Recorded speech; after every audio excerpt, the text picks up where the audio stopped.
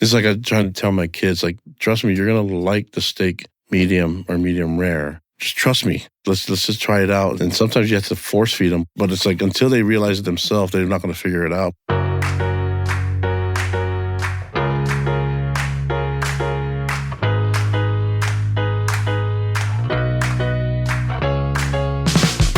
Welcome to The Lisa Show, where we take a good look at life.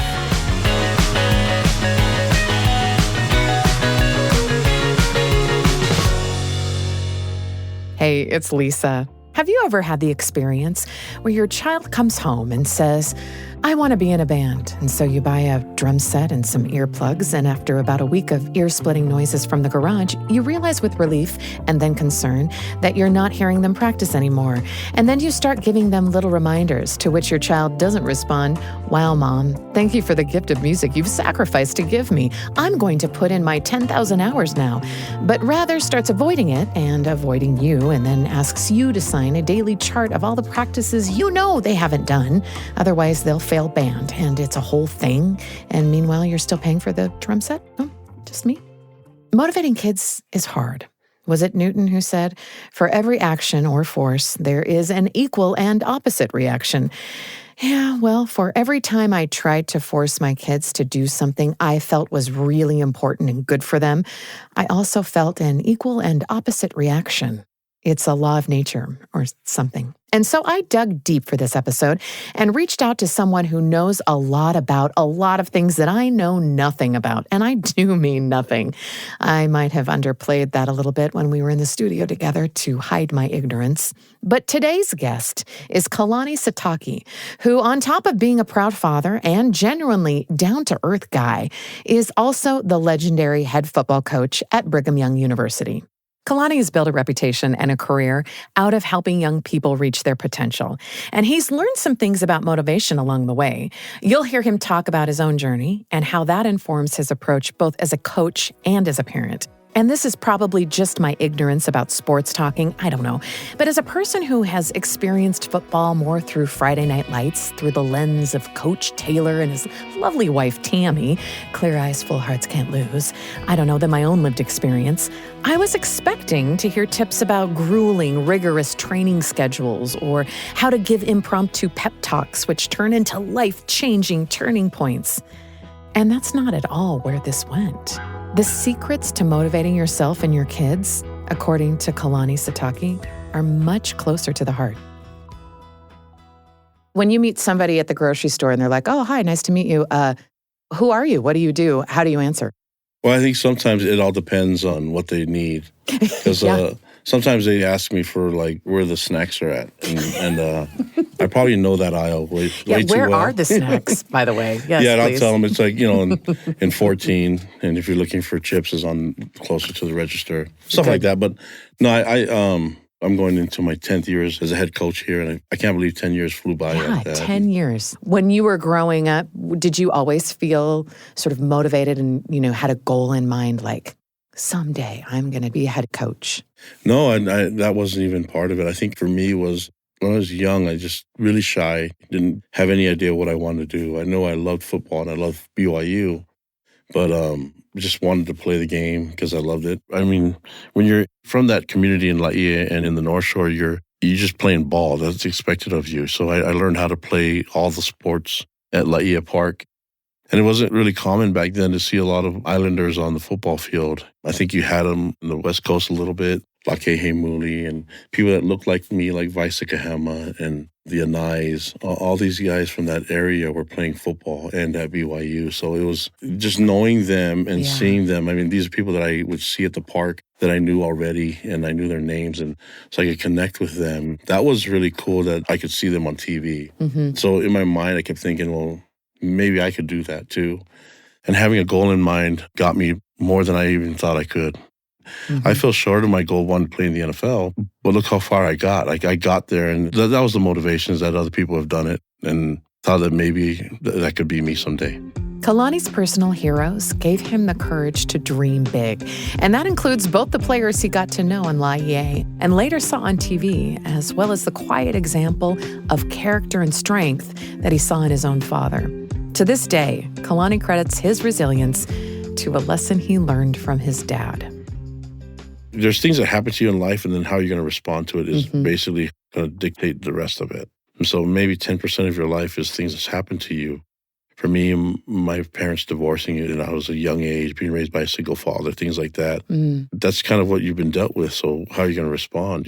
How are we going to make up the difference as a family, and things like that? And how am I going to be helpful to my father as a son? And so you start looking at things like that. It's like my dad's taught me quite a bit in how to respond to things. And when we were growing up, he actually had a couple jobs, and he worked these jobs so that he can spend more time with the kids at games and practices and stuff like that and watch them.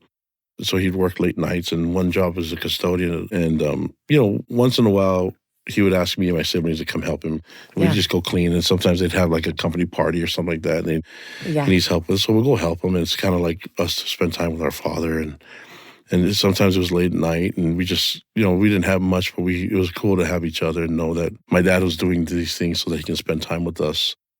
And so there's one day that we were with him to help him, and it was like a complete, probably way messier than I thought it would be that we've ever seen. And the place was just a wreck. And I was in a bad mood. I'm like, oh, what, are you kidding me? Like, who are these people? And we're just kind of cleaning it up, and we're going through each office. My dad says, oh, yeah, there's a change in ownership. And so a lot of the people got laid off.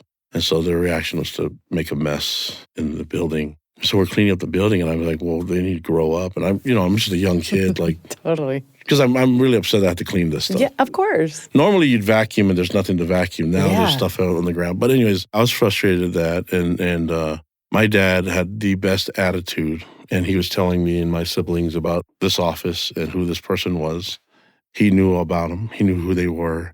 And he would kind of go through each office. Oh, wow. It was kind of a cool thing that when he would just talk about just the people that got released from their job. And at the end of it, we're done cleaning, and we're getting ready to go home. And I said, man, Pops, I'm so glad that you were able to keep your job. And he said, oh, this is Daddy's last day at work. So he takes his keys. Oh, my word. Yeah, takes his keys, puts it on the table, and we leave. And that's like, I was frustrated. I'm like, man, what did we just do if you were fired? But like, that's how my dad handled life, Like he wanted to finish the job and do things the right way. Take the high road, be humble, be kind and everything. So that's the man that raised me. And so this is it was a cool experience for me and my siblings to see. And he had every right to be just as angry as some of those others. And not do a good job. Yeah, and then he didn't want us to judge them on one bad moment, and so that's been really helpful for me in my life, and seeing things and empathizing with people, because, we were hurting too, because we didn't have money after that happened. And so, I can understand where people are coming from, and families and things like that, and people that have difficulties. And so that's not easy, but man, I'm thankful that I have a father that thinks like that and just doesn't act. I mean, he doesn't expect me to tell the whole world. He didn't do that so that I could be a head coach someday and tell everybody about it. But I mean, yeah, it's super special to have. And all of us are just like that. We're capable of being superheroes like my father was for me. I love Kalani's definition of a superhero, the intentionality of acknowledging when others have hurt you without lowering your own standards for how you want to show up in the world, and without assuming the worst of them. That takes so much humility, compassion, and wisdom. And I feel so inspired by that. And also by the fact that this happened at a very vulnerable moment for his dad, which Kalani understood even as a kid. He wasn't insulated from the struggle or the hard work that his father had pushed through to provide for them and show that integrity. It was something that Kalani also noticed in other family members and areas of his life. My grandpa, he just knew so much about life, and it's interesting because he grew up in Tonga. So it's not like he knew what it was like to be here, but he came to the U.S. and to San Mateo in California and brought the whole family over. And throughout the next few decades, it's these little lessons that you learn just being around him, seeing him for some of the strengths that he had, but also some of the faults, things that he struggled with. It just made me a lot closer to him, knowing that he wasn't perfect. And he never tried to act like it either. He would say things like, I don't feel like going to church today. you know? And I'd be like, yeah, me neither. But he's like, but we're going to get dressed and we're going to go to church. I'm like, all right. Wait. Yeah, I was like, I thought this was going to go in a different direction. Yeah. But he would say things like, hey, I don't want to go work right now either, but this is what's required of us. But we're going to. Yeah, and I remember being able to just voice my opinion to him and have him acknowledge it. Like, say, I don't want to go help that family move. Yeah. Like that doesn't sound like fun. Yeah. This is going to be hard on me. Yeah. I've got other things to do. When I would say that to him, he allowed me to say that thing to him, and yet we're walking over there to go help them. You know, it's okay to... But now we do it. It's okay to say that you don't want to be human. Exactly. And then do the right thing. But he always followed it up when we were done. He would say, how you feel now? And I said, I feel great. You know, when you're a player, it's like, I don't feel like going to the gym right now. Yeah. I don't feel like working out. You just kind of get used to just doing what it's not comfortable. So you're used to getting out of your comfort zone. You realize that's really not that hard once you start doing it. And so he taught me that. And then, you know, I could feel his presence at every game. The lesson Kalani learned from his grandpa was that it was okay to acknowledge all of the negative feelings that discouraged him from being your best. He didn't have to pretend to love the work of serving others or serving his family or serving God all of the time. It was a perfectly appropriate thing to process while you put your shoes on to go and do anyway, because it was worth it, and those feelings won't last. In the example of his grandfather and his father, Kalani got to see his heroes confront the real pain and struggle of being human. And the way they shared that with him without trying to hide it shaped who he is today as a coach and father. Being a father is one of the best blessings I've ever been given. And it's a struggle because I think sometimes I'm trying to figure out, because you love them so much, it's weird. You want to just have everything done for them. You want to give them everything. Exactly. But sometimes that could be a negative, you know, where you, because you want so much for them that they just kind of have to figure things out. I mean, I'll give you an example. If my 3 children that are older now, if I were to say, hey, don't touch that, it's hot, I think my oldest would just maybe put her hand by it and say, yeah, it's hot. My second oldest would probably be like, let me see you touch it first. And then my son would probably be like, let me do this and see if it's really hot. I don't know. I mean, they're going to all react differently. Yeah, they're all going to react differently, for sure. So the same set of rules, it doesn't really apply to every one of them. And I think we want, even as a coach, I want to teach this person this technique. Yeah. But maybe his learning method isn't the same as everyone else. So I have to be the flexible one. It would be nice if everybody would just buy in and just fall in line like the oldest one did, you know. Wouldn't that be nice? Yeah, that'd be nice, Yeah. but that's not Simple. realistic. Yeah, No. But I think sometimes as parents we try to do that. Mm-hmm. When you say, I'm the one that has to be flexible, I go, oh, that's so true. It's true. And sometimes parents, we don't want to do that, but we have to be the example, so we have to be flexible. We have to be the ones to be vulnerable. And honestly, it's okay to not have it all figured out. I think the hardest thing for me was just like, I just had to admit to my daughter, hey, I'm trying to figure this out too. When she was 14, I was like, I've never been a father of a 14-year-old, so I'm trying to figure this stuff out, you know. Yeah, show all your cards parenting is kind of what, like that moment is what I say. And this generation, I think they can understand that. They appreciate it. Our generation is different. It's just like you do what you're told. Yeah. And then you kind of just figure things out, sometimes by your own experiences. And I don't think that really applies to this group. I do think it's different. I'm glad that you brought that up. I'm wondering, have you noticed any common motivation techniques or goal-setting techniques that just work across the board, either in parenting or in coaching? The first thing is that when you say something, everyone questions it. We did too. Yeah, but maybe internally. Yes, that's right. Like, okay, I'm going to trust you, but like, I hope that really makes sense. I hope that's really true. These kids, they have something called technology to turn to. Yeah. I remember a few years back, I'm trying to work through some things with my daughter, and it's on matrices in math. I'm like, I don't know this. Yeah. But if I try to fake it, she would know already, right? So it was easy for me. I was like, I don't know this. Let's try to figure it out. And we looked it up on YouTube. But it's okay for us to relearn things, even with our children. And it's okay for them to see that we don't have it all figured out. But I get the most out of just saying, hey, let's work on this together. Yeah. And that's sometimes hard to do because as a parent, I just want to tell you what to do. And you trust me. Save you so much time and headache. It's like I try to tell my kids, like, trust me, you're going to like the steak medium or medium rare. You know, just trust me. Right? Let's just try it out. And sometimes you have to force feed them, but it's like until they realize it themselves, they're not going to figure it out. I don't know. I think it's okay as a parent for me. I take a lot of comfort in knowing that I don't have all the answers. And And I realize that if you're a parent, if you're a father or a mother that says like, I just need to do better and I got to find a way to be better for my kids, then you're probably a good parent. Kalani embraces the process of working to get better, learning alongside his kids, and letting them see him learn, even if what he's working on is just being a parent.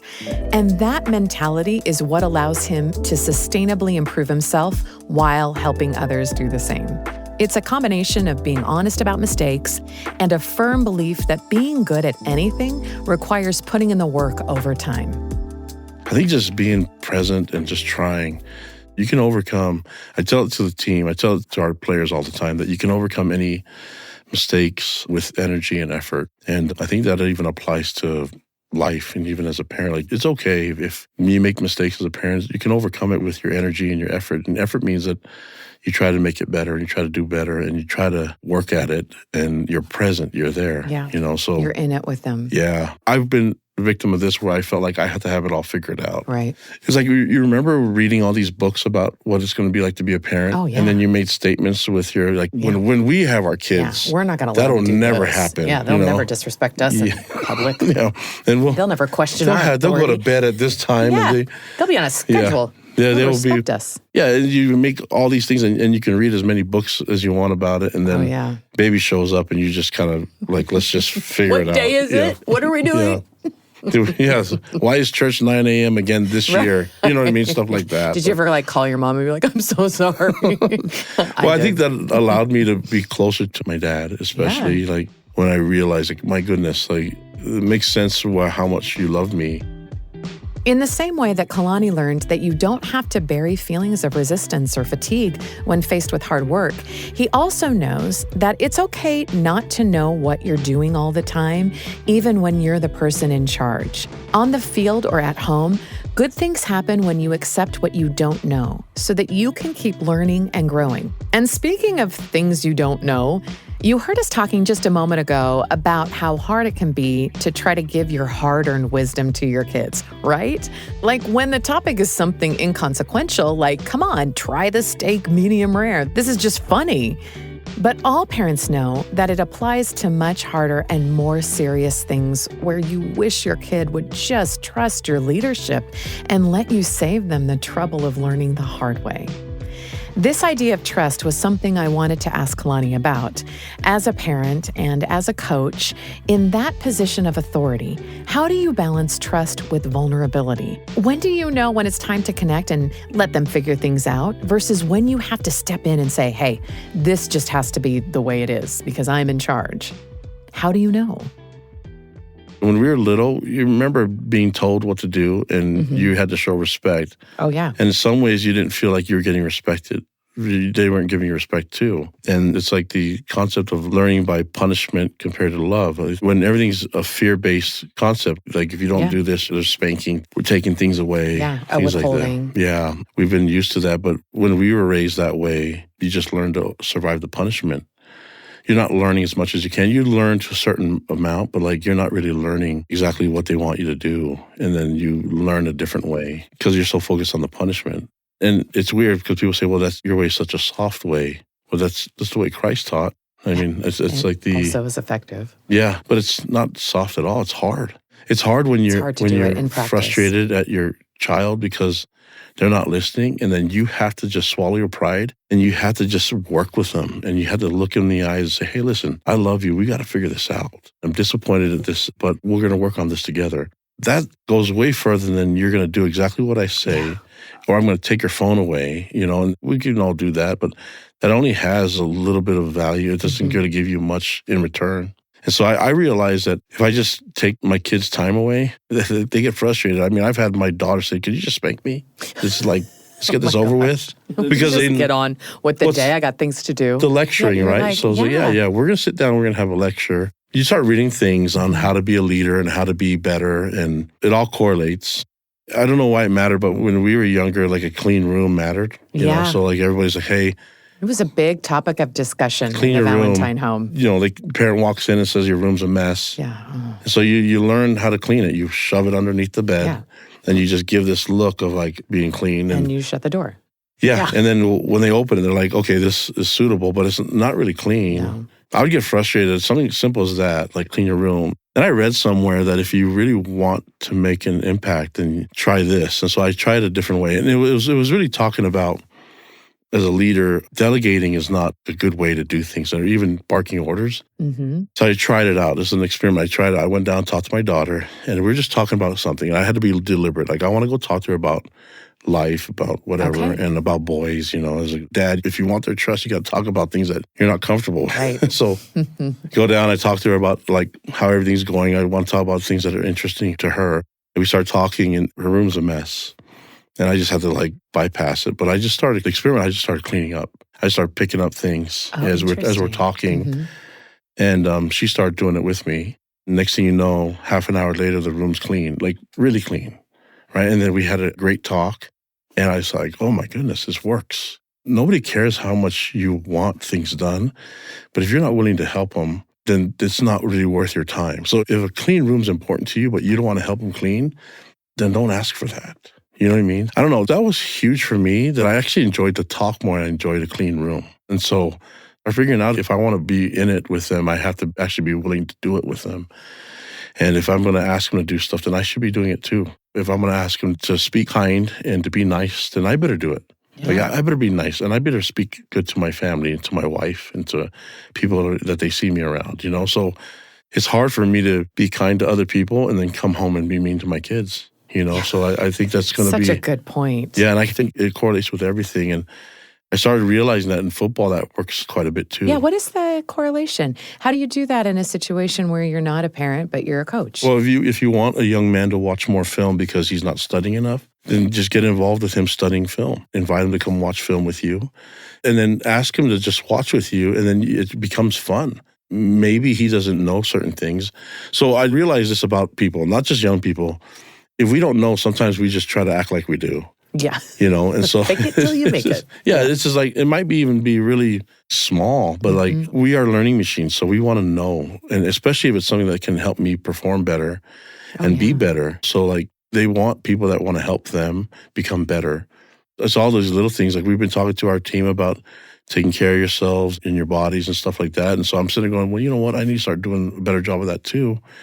That's hard, especially when you're about to turn 50, your metabolism's not the same. I mean, changing. I look at a crouton and I gain a pound, and these guys can eat whatever they want. Yep. I think to a certain degree, you should be able to model what you want them to see and what you want them to do. I'm talking about the physical stuff, but it's really like the nurturing stuff. If you want them to be respectful and speak better, then you do it. And when you speak to them especially, that's where you really have to do it the right way. And then you'll gain trust. You don't even have to it'll just automatically just start to form right there. According to Kalani Sitake, building trust in a mentorship role requires asking young people only for what you are also willing to do yourself. So what happens when they still need a push?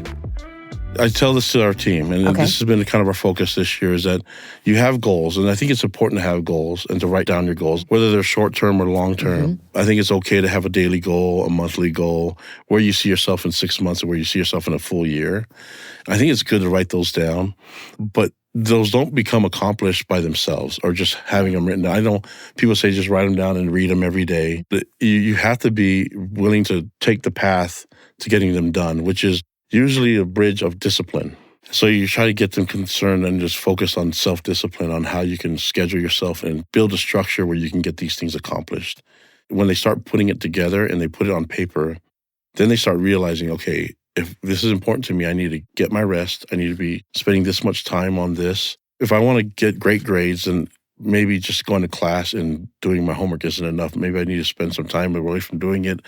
And so intrinsically, they create a schedule for themselves, and then they hold themselves to it. And so, but what I can't be focused on is like, okay, if you said you're going to spend an hour on this technique or on practicing this, but you only spend 45 minutes on it, that's okay. That's better than not spending any time on it. You know what I mean? So It's going to take some work, though, to get there, but Yeah. I don't think we can be perfect at it. I think that as long as they put it on paper and they organize their schedule, what you can do as a parent is know the schedule and know what they want to work on. And so if Yeah, be aware of it. yeah, so if they want to play an instrument, they want to be really good at it. Some of my kids love music. They actually can play by ear and things like that. Oh, So wow. it's like, okay, if you want to be really good at this, how are you going to get that done?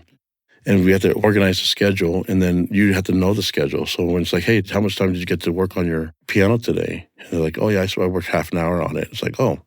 And in your mind, it's like, you scheduled an hour. Right. Yeah. What do you do when you think, oh, we can Yeah. push them a little bit more? But To me, it's like, that's half an hour that we got done. okay. It's just like, Yeah. hey, that's a great job. I said, how much time are you going to get tomorrow? Or sometimes they'll combine it with like, I only did half an hour because this happened. Right.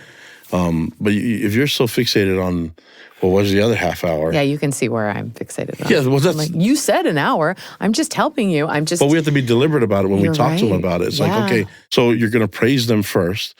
So we all like to be corrected, right? Everybody. Yeah, I love it. But we love praise way more. And so Yeah. if you praise them for what they've done, and then you say, hey, where can we get better at it? How do you think you can get better at it? Or you allow them to be part of the solution, it makes it easier. Oh, that's great. I say that I've tried the other ways before. Right, yeah. It's just like, it's more frustrating, you know what I mean? But I want them to say, hey, you said you want to do this. It's like, but at the same time, they did half an hour, and that's half an hour that they wouldn't have scheduled before. It's a good point. You can't wing it. It's just, No. everything has to be deliberate. It's so true. I'm just wondering if you if parting words of just a piece of advice that you just wish that every young person could have, if you could just, wave a magic wand. Yeah, my advice to young people is it's okay not to be perfect. And it's okay to not be great at something, but it's also okay to just want to work for it too. A lot of beautiful things can come from you trying. The hardest thing is, it's like that statement that they make in basketball, is that you might not make every shot, but you're going to miss every shot you don't take. And so really would want them just to try their best. And it's okay to be rejected. It's okay to be turned down. And you just got to keep going. Head coach Kalani Sitake's advice to young people is right in harmony with his advice for parents.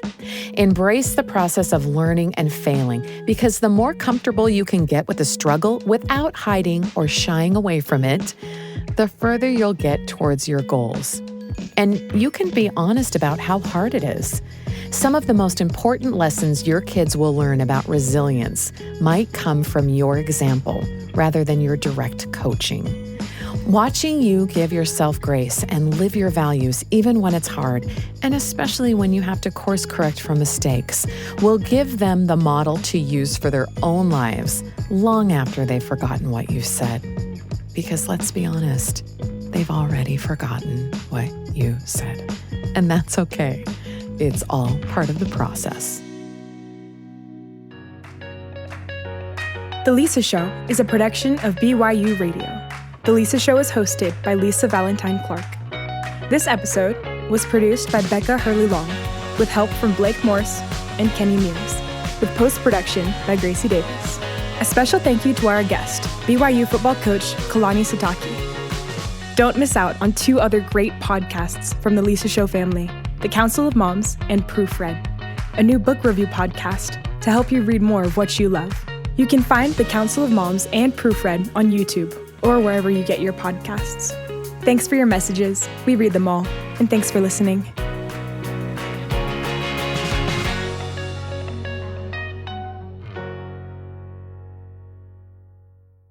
Embark on a whimsical journey with The Appleseed from the BYU Radio family of podcasts. Immerse yourself in captivating stories expertly woven by talented storytellers. Join Sam Payne and the live studio audience in laughter and delight as we explore a tapestry of tales. Tune into The Appleseed for a family-friendly experience that really sparks imagination and brings stories to life. Your tickets to fun and creativity, The Appleseed. Listen wherever you get your podcasts.